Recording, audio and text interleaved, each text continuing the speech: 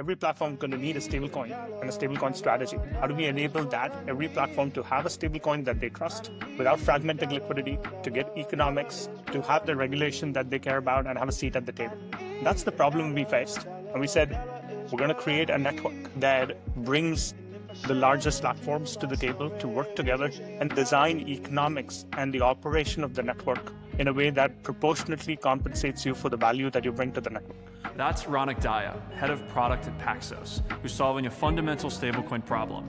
How do you give businesses the benefits of their own stablecoin without creating hundreds of fragmented tokens? With experience navigating financial crises from PPP loans at Square to the FTX collapse at Coinbase, Ronak understands what enterprises actually need from stablecoin infrastructure. Rather than issuers keeping all the treasury yield as revenue, the network distributes rewards proportionally based on each partner's contribution. Custody, trading volume, or adoption, this levels the playing field so any company can access benefits previously reserved for the largest players.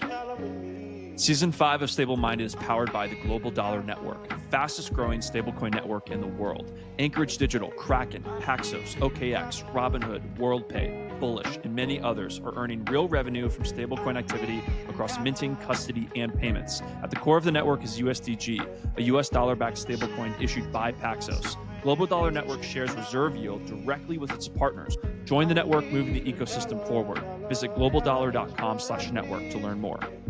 All right, Ronak, thank you for taking the time. Really excited for this episode. First off, thank you for the work that you're doing. Thank you for the steps that you've taken to get us to this point. And thank you to Paxos and the entire Global Dollar Network team for powering the season. I'm really excited to dive into what you all are building, how it works, who it's benefiting. But would love to start with a little bit about you, your role at the firm, a little bit about your background. I saw that you were at Square, I think the exact same time I was. So I'm excited to dive into that a little bit. But yeah, I'll pass it to you. Maybe we start there and we can go deeper. That sounds great. So my name is Ronak, not the easiest name to say, but I'm the head of product at Paxos. I've been here for 2 years. I lead all things product design and partner closely on strategy and business. Obviously, it's a small enough organization. But prior to this was at Coinbase, building financing and lending products and at Coinbase Prime platform teams. And prior to that, wasn't in crypto, but worked in fintech for a little over a decade, most notably at Square for 5 years, where I helped build small business lending and then helped us launch Square Banking, which brought the best of our lending products and debit products all into like a unified platform. Was there for a little over 5 years, helping lead product and business there. Did PPP in the pandemic and helped sort of navigate through the pandemic, which was a crazy time for small businesses. Worked at a company called Bond Street before that, which was on small business lending, but there were like 10 of us when I was there and helped sort of grow that. Worked in ad tech for a few years, was at Deutsche Bank in FX and commodities, but I managed to stay in New York, and so I live in Brooklyn. And at Paxos, focused on helping drive adoption of stablecoins, but the broader digital asset sort of infrastructure. So happy to talk more about it. Yeah, it's amazing. Tell me about just in that journey. You've worked across fintech for a long time. When did stablecoins become like the shift from when I was at Square? I felt like the bug of crypto hit me, and I was like, okay, this is the career I want to go in. Let's try to find my way into Coinbase. I'm curious if that was what it was like for you, or when the crypto or stablecoin bug really hit you in the journey. So it's I worked so I've studied computer engineering by trade, and did my master's in like whatever wireless networks and so on. So always have been interested in networks. And when in 2015 or 2014, I had a colleague who was interested in Bitcoin, and so got to know a little bit about it. But as most people here, you go through cycles, you go in and you leave out. There's obviously others who have been steadfast from day one. I wasn't one of those. But in 2017, as Bond Street, the startup I was at, was getting acquired. He was interviewing at Coinbase to go lead what was then called the Toshi, the DApp web browser. The idea was, we'll create a Web3 browser that Yeah. enables people to embed crypto. Brian was just talking about that. I was surprised he like unearthed that in there this week. I don't know if you tuned into that base, Yeah. day one thing they did, but that I saw that original UX that Toshi had. And I was like, oh my gosh, what an archive pull that was. Yeah, so I was deep in trying to understand how all things, not only Bitcoin but everything else outside of the Bitcoin ecosystem and the blockchain space would work in 2017. Spent a couple of months going super deep, and that sort of brought me back. It felt a little too early. I'd spent 2 years of my life at that point learning about small businesses, and I really wanted to go to Square and go build that because it felt like an incomplete mission, and it felt a little too early, candidly, to go to crypto. Sort of always stayed plugged in from then. And then, um, my my first kid was born in 2020, right after the pandemic. And I was on parental leave through early 2021. Like he was born in December. And that's when I was spending a lot more time reading and thinking and participating. I was in a bunch of discords and starting to learn. There was DeFi summer, obviously. And so got back into it, and I found myself largely spending nights and weekends thinking about crypto. And obviously, at Square, we experimented with how to leverage stablecoins in a couple of flows, but it was mostly focused on Bitcoin related sort of initiatives. Spent a little bit of time sort of thinking about what I wanted to be doing, explored a few different opportunities inside of Square, but nothing quite like felt fully right. And I was like, I want to go learn in this space, and or go build a company. And it felt a little too early to build a company. Ended up was talking to a bunch of my friends and mentors and ended up at Coinbase to try to marry my experience in lending with everything that was going on in crypto. It was an interesting year. Uh, I joined was there through the sort of the beginning of the bull market, and then FTX collapse happened while I was leading lending at Coinbase, and then I was leading all the prime platform teams, including our banking connections. And then the banking crisis happened. So it was a fun year to be a part of it. But as I was spending more time inside of Coinbase and learning about everything that was going on, it was very clear that stablecoins are how money is going to move. And tokenization is the next wave of like how all financial markets are going to come on chain. And a year into that, wanted to be more deeply involved and lead that part of the ecosystem. And so that's how I joined Coinbase. I'm just Paxos and have been focused on tokenization and stablecoins largely since then. So you have, in the course of the last 5 to 10 years of your career, you have gone through, it sounds like, just some incredible. Been in the room with very, very clear adversity with PPP and COVID, the FTX blow up, the banking, everything with SVB and the banking crisis. Like, you have been within organizations that have had to respond to that and deal with that directly from your vantage point on the product side. Have had to not just like read a headline or tweet about it, but actually like really be intentional about the steps that you take moving forward. Could you speak a little bit to like the product related muscle that has built for you as you go forward into an industry that will probably continue to have adversity and things that as we grow and innovate, just what you've learned through that. And we can dive into USDG, of course, after this. But what a wild 5 year period you have. You have your first kid. It sounds like two at the time. What a wild time. It was honestly, you look back at your career and think about accelerated sort of phases of learning.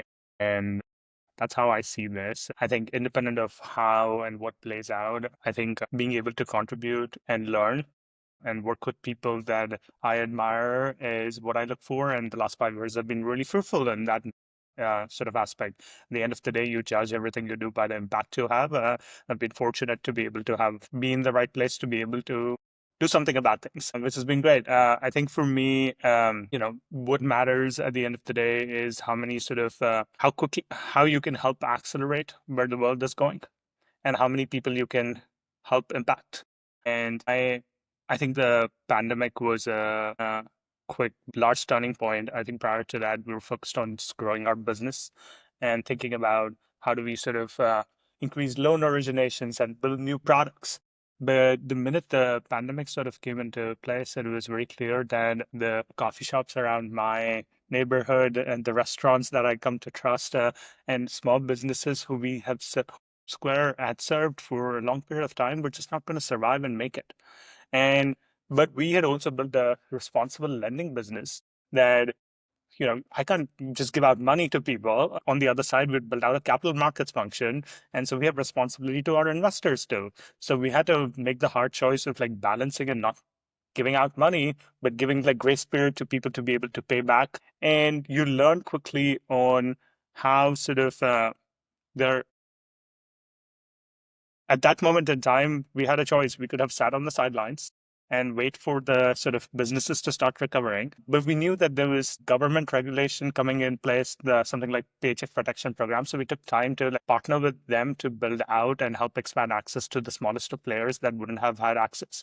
And I think being able to see the guts of how the underlying system works, sort of knowing how money moves. The challenge is just the fact that the government really wanted to pay out small businesses, but it would take like forever. And then like trying to get loans forgiven, try to build like credit and lending products. The fact that we would still have to like charge businesses, a percentage and a half or two to be able to get their money that they've earned faster is kind of wild, right? And so just being able to see the guts of the underlying system and knowing where the different scotch tape sits was sort of really important for me, because then you come to appreciate what might seem like a very fast, efficient system, even in the US. Forget about the rest of the world. The rest of the world has a bunch of different problems, but even in the US, you and I, when I send you money through, Cash App or Venmo or whatever, you get it right away. And it seems instantaneous and beautiful. But the reality is it's pre-funding in a bunch of places.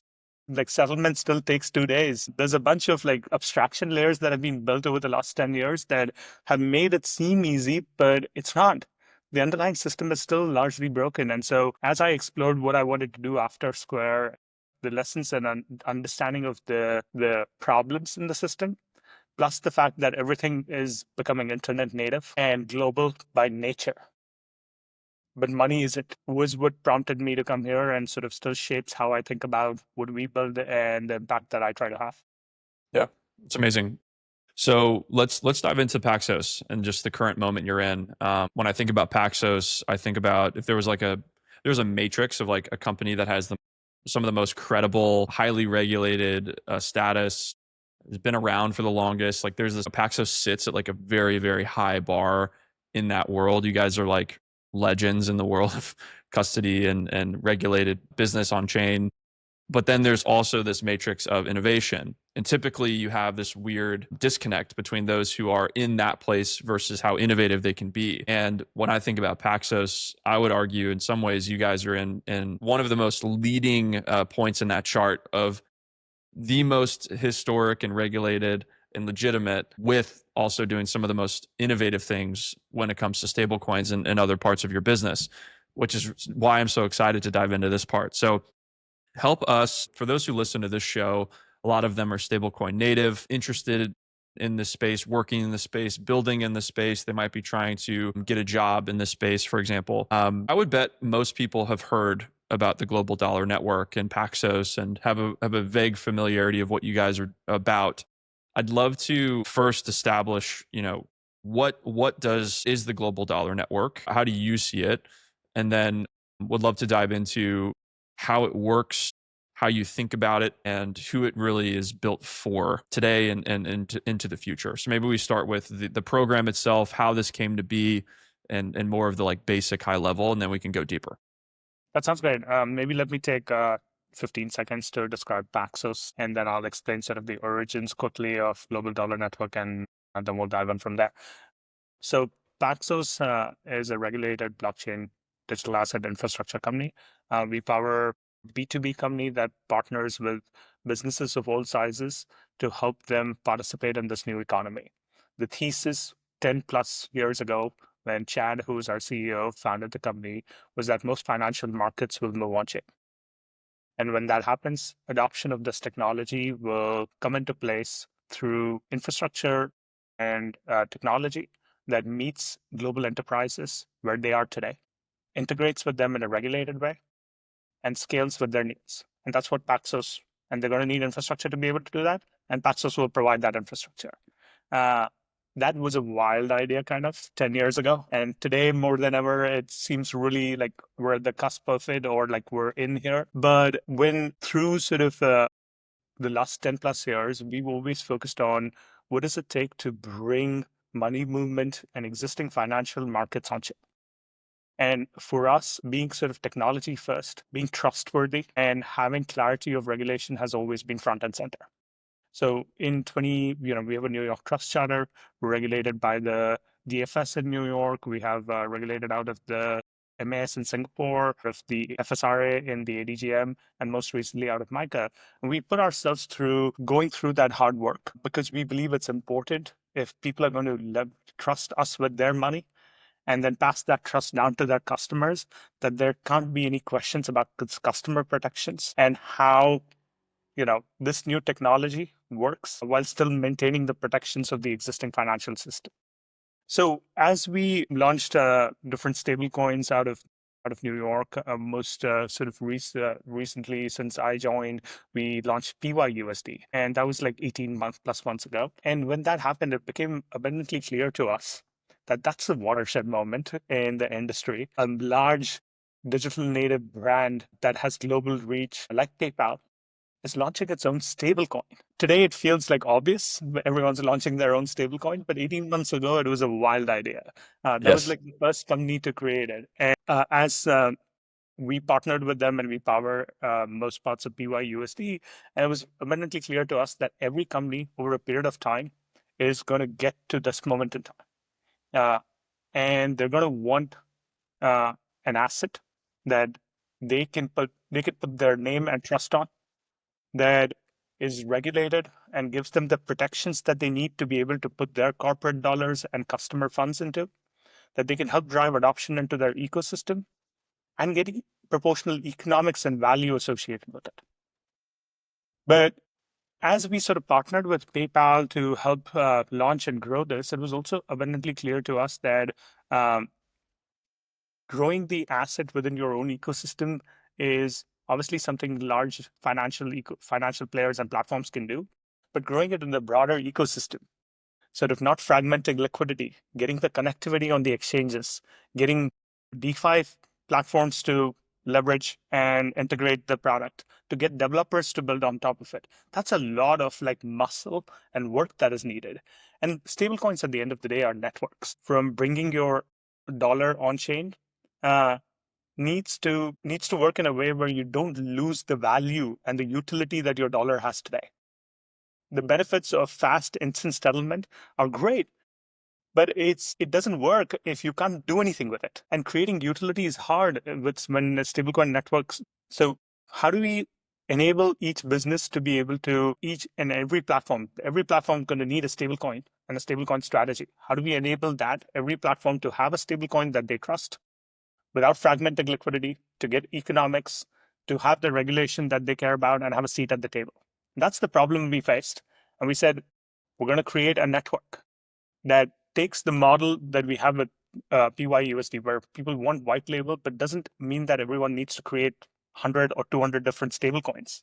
There will be 100 or 200 different stablecoins, but if we can help it, we want to make sure that that each platform gets the benefits without having to do all of the work of creating a net new stablecoin and helping it grow in the broader ecosystem. So our approach was to first make sure that we can preserve and enhance the trust and speed of how we build products. So have it be regulated and available globally. To design a network that brings the largest sort of platforms to the table to work together to grow and drive adoption of the asset. And then three, design economics and the operation of the network in a way that proportionately compensates you for the value that you bring to the network. So the more you do, the more the network grows, the greater the pie, and the more rewards and value that you get passed out. So that's how we designed it. So that gave birth to Global Dollar Network and USDG that we launched in November last year. So USDG is a stablecoin that is issued by Paxos out of and regulated and substantially compliant with the upcoming MAS framework. Most recently, we also have it compliant in MiCA and available in Europe. We launched the network with a set of partners that included Anchorage, Robinhood, Kraken, Galaxy Digital, and a few others. And since then, our approach here has been to expand this network while increasing the utility and the value of the asset. What we see clearly is that today, the two large stablecoins that are out there, USDC and USDT, take all the economics and call it revenue. And we don't think that's the right long-term model. We also don't think that the world needs hundreds of different stablecoins to be able to deal with it. At the end of the day, you care about when you come to one of these platforms, you want a dollar and you want an on-chain dollar. How do we enable the broader utility while giving the economics? And so we created this. We've grown the network to over 50 partners. We continue to partner with some of the largest ecosystems in the network to bring them to the table and work together. We've designed a system that pays them proportional to the value that they bring. So we're really excited to keep growing this because we think as the regulatory clarity comes to the US and every enterprise figures out their stablecoin strategy, USDG will be a key integral part of it. I'm really excited to dive into those network partners and those ecosystem partners throughout this season. And I'm really excited to see how all of those different use cases, what's driving them to be excited to come to this network and how they're fitting into this broader vision. I'd love to just park a little bit with this PYUSD use case here and maybe use that as a frame of reference or a side by side between what you guys have done with PayPal and what you innovated to go create with Global Dollar Network. I'm curious, just as you think about the future and how you think about this product, is how would you maybe compare and contrast a company who's big regulated financial institution? There are a lot of these companies right now who are asking this, what is our stablecoin strategy question? I'd love to understand from your perspective, what type of institution would be better fit for Global Dollar Network? Like, hey, come into this existing infrastructure framework we've built, this network framework, versus maybe a company that would do more of what PayPal has done with PYUSD. Do both of those exist in harmony in the future? What are the differences in your mind between an institution who would need one or the other? Maybe speak a little bit to that in your opinion. Yeah, I mean, I think when PayPal partnered with us to create the stablecoin, there weren't a lot of options in the market to be able to not leverage one of the existing players and essentially feed your competitor. Most stablecoin and crypto companies are moving to the fintech space. Fintech companies are trying to move to the crypto space, and everyone's competing at the end of the day. And they wanted to make sure, and rightly so, that there is clarity of trust, that there's the highest standard. We partnered with the DFS to issue a regulated stablecoin that they, as a public company, can trust it and hold corporate balances on it and have control and visibility and branding on top of it. And that made a ton of sense, and so probably it still makes sense. But as we sort of launch Global Dollar Network, our hope and sort of design of the system is meant to give you all the benefits of having your own white label stablecoins, get the economics, get the control, get the value proposition without having to do all of the work. That's what we've designed this with in mind. I think one of the things that people can argue is that it's USDG. I don't get to put my name on it. Everyone loves putting names on things, obviously, because that's just how the ecosystem works. There's value and IP that you've built out over years of building a brand and trust. I can drive ecosystem adoption. I can call it Ronak Daya, and it'd be amazing. In the words of Rob Haddock, people are narcissists. I think that was his explanation. And I don't think that's necessarily wrong. I think it's, I generally believe in the power of choice and flexibility. I think everyone I care more about growing the ecosystem overall. But I think the model that we've designed, I think is the right one. In that you want to have the benefits and the flexibility of being able to lean on the network to be able to grow the asset, get economics, not have to worry about regulation or net new issuance, and managing the smart contract, the underlying reserves, optimizing yield, dealing with DeFi ecosystems, getting developers to build on top of it, dealing with the ongoing. Every country is going to come up with stablecoin regulation. US is leading, and then we're going to have to figure out how to make all of these stablecoins compliant with each different regulation. Yeah. And these are all problems or just challenges that you dealt with PayPal in the journey of doing this with them. It sounds like that this was like the core, the And, journey you went through with them. yeah, and I think there will still with USDG, the argument is that you can't name a dollar. And so we've actively worked on that because we believe in the choice associated with it. So we partnered with, today you can come to us and instead of getting one single option out of the box, we've created a menu of different options for different types of, like, if you care about naming it, we'll help you name it. But with the different versions of naming it, you can just name it.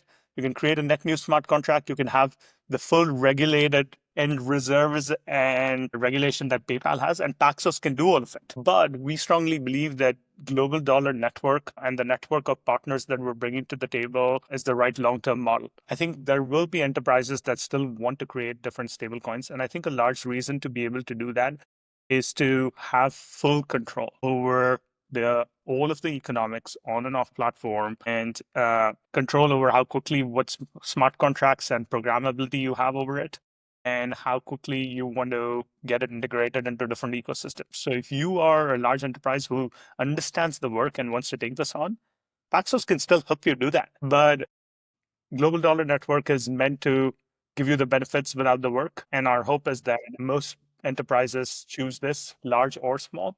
It's an open network. Anyone can join. So new startups that are building on top of stablecoins, we heard news last week about MasterCard and OKX and all the other partners that are coming on. If you look at the network of partners that we've been able to attract, it's payment platforms, card networks, largest exchanges in the world, small startups, DeFi players. The existing reach of the 50 plus partners demonstrate that this is the right model for any business that wants a stable coin and wants to get paid proportional to it while having the trust and value and partnership of the broader ecosystem. It's an amazing vision. So you would say, in summary to that if you guys had everything in place from what it sounds like with this network, with this infrastructure, if you met PayPal for the first time today, they would just go forward and use this global dollar network system.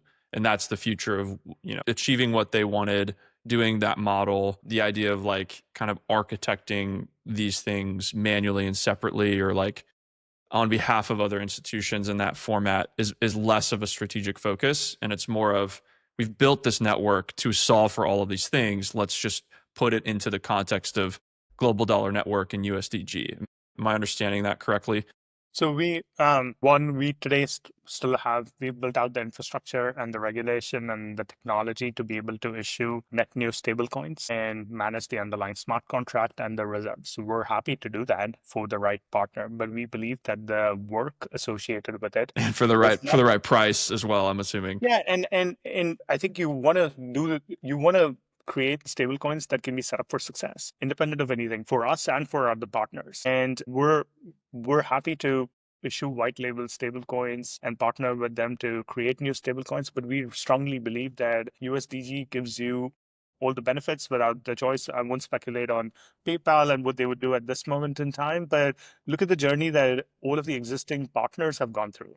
Most of these partners, Kraken, Robinhood, everyone started out on the journey of like, maybe we want to do what PayPal has done. And now they're here as a part of the network because they believe that this is the right long-term model that gives them everything that they need from a stable coin while simplifying their lives so that they can focus on the thing that they're uniquely positioned to do, which is build products on top of the stablecoin and top of stablecoin infrastructure, integrate it deeply into their ecosystem and focus on driving customer value instead of going down the issuance path. Yes. Could you let's dive into a little bit of these network partners that we might talk to this season. What have you seen that gets you most excited about what these partners are building, or the things that they're able to now integrate with Global Dollar Network? If you want to speak to any of them specifically, or just the trends that you're seeing, that would be really interesting. Sure. So if you look at the sort of partner logo wall that we flashed up a few minutes ago, you'll see that we have, as I touched on it, the largest exchanges payment companies, startups that are building in the space, DeFi players, all working together in this global dollar network. And so the use cases that you're going to see over here are going to be varied. Uh, the reason that a lot of these companies are leveraging us are, one, they're either new to the stablecoin space and are looking for how do they get started and who should they partner with, or they have existing flows and use cases that they've been working on where they leveraged, USDC or USDT, but don't get any of the benefits of doing that work of driving adoption and utility of that stablecoin. Uh, and so if you look at this, like someone like Kraken, who's come to the table and deeply integrated USDG as a core part of their platform. They today on Kraken, if you go, there's a Kraken rewards program that is fully built on top of USDG. You can earn 4.1% interest by holding USDG. They recently launched something called KrackPay that is fully built on top of USDG. So you can get rewards on Kraken. If you go to KrackPay, it's a peer-to-peer Venmo competitor, essentially, that is built on stablecoin native rails. You can send money. I can send money to you, and in the background, the asset that is moving is USDG. We've seen in other partners that are here, Anchorage Digital offers rewards on custody to anyone that holds stablecoins on their platform, and that's largely run on USDG. OKX recently signed. OKX are the largest crypto exchange, and they're going to enable customers to be able to trade and do on and off ramps fully on USDG. We're seeing Rain built a credit card program on top of USDG. WorldPay has come to the table and is doing settlement fully into USDG. And so we can keep going on this, but there's a variety of different use cases that are coming to life. I'm And fine falling behind on my screen sharing. it's great. I think the thing to keep in mind over here is that we're still early, right? Like when you think about all the different stable coins that are out there, this has been USDG, the global dollar network, has been around for less than a year. We're 8 months into this journey, less than 8 months into the journey, and we have some of the largest ecosystems in the market that have chosen to make this asset their primary stable coin. And so, as I said, stablecoins are networks. And the thing that, market cap is one thing. The thing that we care about deeply is the value and the utility of the stablecoin. Can you do something with it? Can you get paid on it? Can you hold it, spend it? Can you on and off ramp in different places? Can you build banking products on top of it? And that's the piece that we're focused on. And these partners help us create that connectivity and come together to ensure that USDG is the asset that has the most trust, the best rewards, and the greatest utility over a period of time. It's incredible. The trust and rewards exist, and we're coming together to create this utility, which we talked a little bit about. Yeah, it's incredible. Given the limited time this has been around, the commercial partnerships that you've been able to achieve here is profound in my view. Like when I'm looking at these network partners, these are some of the top companies in payments right now. And the fact that they have all really flocked into being a part of this, it's something that made me really excited originally to do this season with you guys, was just like, hey, let's really dive into what this means and how this works and why is this buzz there. It reminds me in some ways a lot of Square in some ways in terms of their merchant of record model that we're both very familiar with, where Square kind of went out and did a lot of the brute force regulatory I'll stand in the gap for you work in the banking world, in the payment world, and merchants no longer needed to kind of deal with all of the burden of dealing with that stuff. It reminds me in some ways of this network, of how you all as the regulated financial institution are standing in that gap in some ways on behalf of these firms. Would you think of it that way in terms of the role, the specific role that you play, or the specific reason that these companies are flocking to this? Yes, there's the utility that you guys are providing and the incentives there that come with it. But given Paxos's longstanding history and track record on the regulatory front, would you say that that's one of the leading reasons these companies are coming to join this network, is trusting you guys from a security and compliance standpoint? Yeah, I mean, I think it's funny you bring this up because we were literally talking about this in the office like yesterday, or maybe it was day before. Uh, that The thing that we talk a lot about and what Paxos is here to do is to abstract away the complexity and cost of getting started. We strongly believe that we have all along held the belief that this is the future.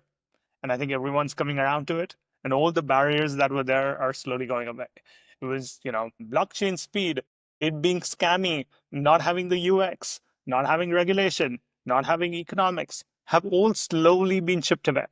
We played a large part in some of it, but role here is one to abstract away the complexity. That's the first and foremost thing that we're trying to do. You want a stable coin, you got a stable coin without, we've taken out that complexity, you get all the benefits without having to do the work. You get the trust without having to do the work. And you get the benefit of a network ecosystem without having to do the work. And so that's a large part of why customers and platforms have come to us.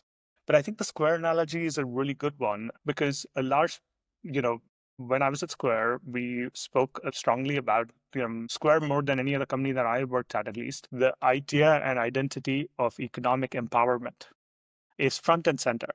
How do you enable people who wouldn't be able to do this by themselves uh, get do things that the larger players can do? And I think the idea of the global dollar network, which was focused on economics and trust, is also about empowerment. The only people who can get the kinds of economics and stable coins that historically Coinbase was able to get with USDC is, maybe one or two who can pick up the phone and call and say, I'm big enough that you need to work with me and give me a deal. And that I'm big enough from a regulatory perspective that you should listen to me, care about my values. But I think the idea of bringing this network together enables us to sort of level the playing field for what a large exchange like Coinbase has been able to do with USDC, but do that for every new platform, existing platform, new platform, large, small, DeFi, CeFi, TradFi. Everyone gets access in an equitable way and comes together. So I think what we're building is a network where the network collectively, Paxos has a small role to play in it, but the network collectively can work together to make sure that new standards are created, that representation of the things that matter to the network and to these large enterprises continues to be front and center in terms of regulation and trust and programmability of the assets, and that the network also enables broader utility and interconnectivity. The stablecoins only work if you are, like I said, if you are able to do the on and off ramps, if you have the utility and value. But we're partnering with the likes of MasterCard, bringing MasterCard to the table. Now, if a small startup that is getting started, can work with MasterCard as a result of USDG and the global dollar network, that's a win for everyone. And moves the space forward. So our mission is to drive and accelerate the adoption of stablecoin related infrastructure, and the network design. Again, this is a V1 of the design, reminder that we're 8 months into it, but Well, I want to dive into this network design because I think this is the most interesting part. So tell us a bit about this design, and I'd love to frame this in a way of like, what is that network effect that happens when you're sort of speaking to it a little bit now of like what happens when more incredible companies join this network? What does that unlock? How are they interconnected? I'm imagining this like, and I'd love to just selfishly know this is the best part about being in this position. I can just ask these questions. Like the wallet infrastructure, for example, that might exist behind the scenes here would really allow for like, depending on how it's built, a really amazing and efficient settlement system. Like talk a little bit about what is actually under the hood here from the product side and how this network is designed to be incredibly, scalable, valuable, what have you. yeah, when we start working on it, a phrase that I use internally is, yes, we're creating a stable coin, which is a product, and we know how to do that well, and we've done a few of these. It's complicated because it is, our new jurisdiction and new banking partners, and we want to do things better and learn from the past. But the product here is the network. The network is the product. And we have to really take a product-centric lens to how we design and build the economics and think about the value proposition of it. So the first iteration of the network, which is where we are today, and we're actively working on iterating and building on top of it, was the setup to, one, be fair and equitable. That was the primary thing that we were trying to do. We wanted to make an open network that is fair and equitable and levels the playing field. So what was important over there was that today, I'm not sure everyone understands the economics of stablecoins. So maybe let me take a 10-second detour and explain the economics, and Please, uh, please. touch on the touch on how we sort of thought about the design. Today, when you take a dollar and you go get a stablecoin, what is happening in the background is a net new stablecoin is largely getting created over as existing supply continues to grow. Net new stablecoins get created. So your dollar is held by, let's say, USDG. It comes to Paxos. You're obviously going through one of the business partners, we are a B2B company. We take that, and as stipulated by our regulators, which is, there's a very simple box that we worked with.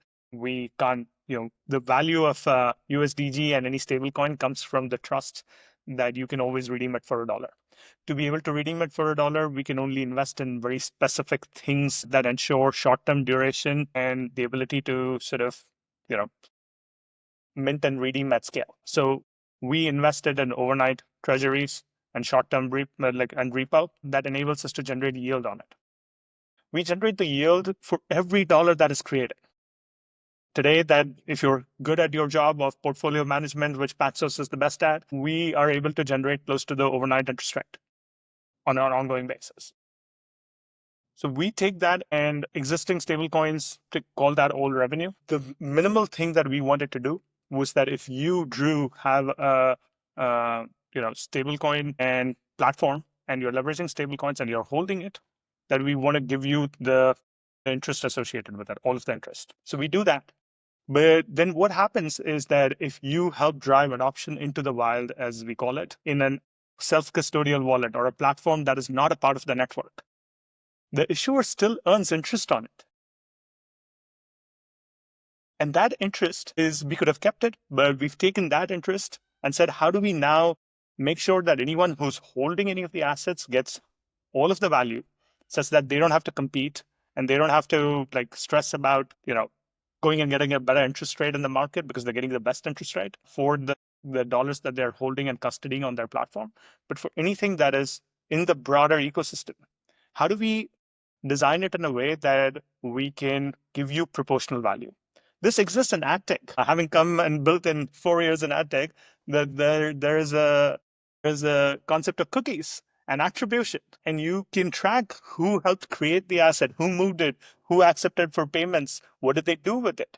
And the beauty of blockchain is that we can track all of that, and we built a system that allows us to attribute the key behaviors that mattered to the network over a period of time. We picked the first two, and we were in the early growth stage of the network, and we picked the attributes that matter to the network and for the partners. And we take that broader ecosystem and circulating supply and divide that into key rewards that we pay out to the ecosystem of partners. So that's how we design the network. The network also has a network advisory council. We partner together to make key decisions. So it is democratized. It's sort of like candidly Web 2.5. I think it's not a DAO or any of that, but it does give rights and governance and the ability to have a say in things. And so we spend a lot of time in what decisions matter, how they get made, how do we drive economics. That was the phase one of it. But as new partners have come into the ecosystem, what we're also starting to see is the underlying infrastructure and interconnectivity start to come to place. And so now we're spending a lot of time on the fact that, we have WorldPay in the mix and MasterCard in the mix and OKX that has connectivity in Asian markets and Robinhood that has global connectivity. That gives, if you think of a stablecoin as a network and you think of all the nodes and the infrastructure that are coming to place, Rain that powers, stablecoin cards, all the necessary conditions that anyone needs to be able to work with stablecoins are coming into place. And so we're actively working on how do we, obviously all of these partners are talking together and working together, but showing them how to come together to grow the ecosystem and leverage each other's infrastructure is the next wave of growth of this network. And is that practically what it could look like if, let's just say, for example, Rain is, an existing network partner. Love that team, love that product, love what they're doing. Is it practically speaking like if we can attribute that Farouk and team and Nick and team have brought a new network partner to the global dollar network, or they've introduced a new partner commercially, is that practically what it looks like right now, where like they at Rain will get? No, it sounds like No, that's so not practical. I think it's driven by the contribution to what you do. I think if you're a partner that comes in and is able to drive value and adoption and distribution of the asset, you get proportional value to it. You get it for holding and custody and for minting and acceptance. It's driven by action. So just bringing a partner into the network is valuable, but the true value comes from the use cases that we're able to drive along with it and the adoption and usage associated with it. So you get compensated for the value of the circulating supply and holding associated with it. Bringing a partner to the network means that you, Rain and Farouk and team have worked with us on a bunch of things. But as you bring a new partner into it, it ensures that if you are getting economics from it, you can pass that to these partners if you're an infrastructure provider for them. So if not everyone is in the network, we only Interesting. still have 50 partners in the network, but Farouk and Rain work with hundreds of companies. And now they can leverage the rewards to pay that out to their end customers. So that's how we've set it up. And there's more we're doing from an underlying infrastructure perspective to drive better connectivity and utility of the asset. It's amazing. I know we're coming close to time here. I feel like we're just starting to get into the good stuff. But I guess as we close here, this has been really fun, and I'm excited to continue to dive into the season and dive into the network level of what does a company like Kraken or Slang, these companies we'll be speaking with this season. What has driven them to want to be involved here? So I'm really excited. What would be your invitation as we close? Your invitation to businesses across the spectrum who might be in this position of considering their options when it comes to where to partner and how to partner with a stablecoin related strategy. What would you say to them? What would be your words of wisdom or invitation to them when it comes to what you're building at Paxos? Yeah, so Paxos more broadly provides both stablecoin issuance capabilities through the global dollar network and otherwise. We can help you customize and launch your stablecoin to the extent that that's something you want to do, or you can join or you can join the network.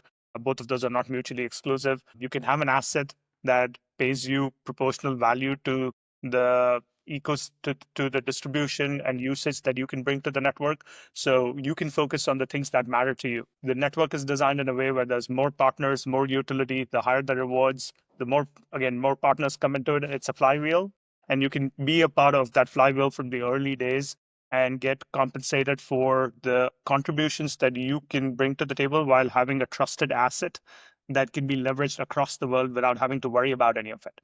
In addition to that, Paxos has also built other infrastructure. We're a qualified custodian, and we built stablecoin payments platform. We didn't talk about that, but we built and powered that for Stripe, MasterCard, and a bunch of others. We built a payments platform. So if you need infrastructure, we can provide that. And then we do crypto brokerage, which is buy, hold, sell, and trading capabilities for PayPal, Venmo, IBKR, and others. So and we recently launched Paxos Labs that helps you build DeFi. There's so many things, Ronak. The So many. idea behind this is that we believe that most and all enterprises and all businesses will run on stablecoin and digital native infrastructure. Digital aims to be your one-stop shop that can start where you are and meet you where you are and grow with you. And Global Dollar is our is the network, and Global Dollar Network is the network that is for everyone. So if you're interested, go to globaldollarnetwork.com. You can sign up a form, or you can message me on all the different platforms. I'm happy to always be front and center and be the sales rep and help you sort of through your journey. And if you're just getting started, I think there's a lot that's going on in the network. We're starting to do more case studies and do more things, but we're happy to start early and partner with you to show you the benefits of leveraging stablecoins, agnostic of Paxos or Global Dollar Network, because I think I'd love if everyone used our infrastructure and used our asset. But the thing that I think we're still so early in this ecosystem that what matters is that people start testing and learning in this space because we believe that our model is the right and people will eventually come here. Considering it's so early, happy to partner on any and all conversations. It's amazing. Well, thank you for the time. And again, thank you for powering this season. Really excited to dive into this network and highlight some of the partners that have chosen to partner with you in this. So really appreciate it. Yeah, thanks for having me. Excited to see all that we put out.